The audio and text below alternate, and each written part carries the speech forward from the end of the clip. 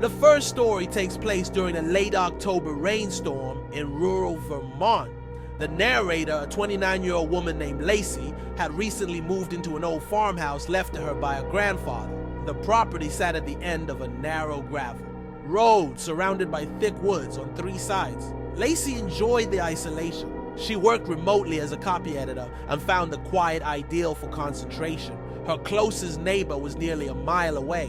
One rainy afternoon, she noticed something odd. An old pair of men's work boots placed just outside the shed.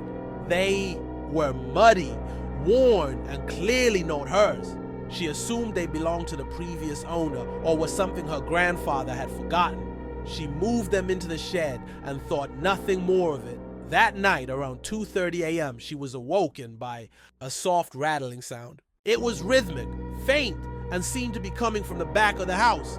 Thinking it might be a tree branch or the wind shaking an old window, she stayed in bed listening. Eventually, it stopped.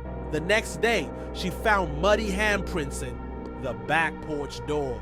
5 distinct smears on the glass. She took a photo, wiped them off, and rationalized it was a prank by local kids, though she hadn't seen another person since she moved in. 2 nights later, as the rain poured harder, she was again woken, but this time by a buzzing notification on her phone. Her outdoor motion sensor had detected movement near the woodshed.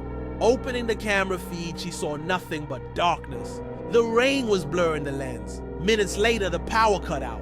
The entire house went pitch black.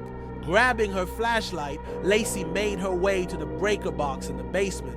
But as she reached the bottom of the stairs, she froze. Her boots, kept by the door, were gone. In their place was the same pair of muddy work boots she had placed in the shed. She backed up the stairs slowly, heart pounding. She locked the basement door, barricaded the entryway with a chair, and called the police. They arrived an hour later but found no one. No forced entry, no footprints, likely washed away by the rain. But the boots were real.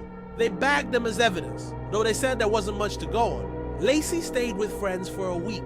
When she returned, she discovered a folded sheet of paper tucked into her mailbox.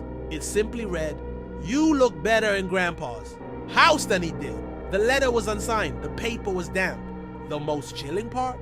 The handwriting matched her grandfather's old journal entries.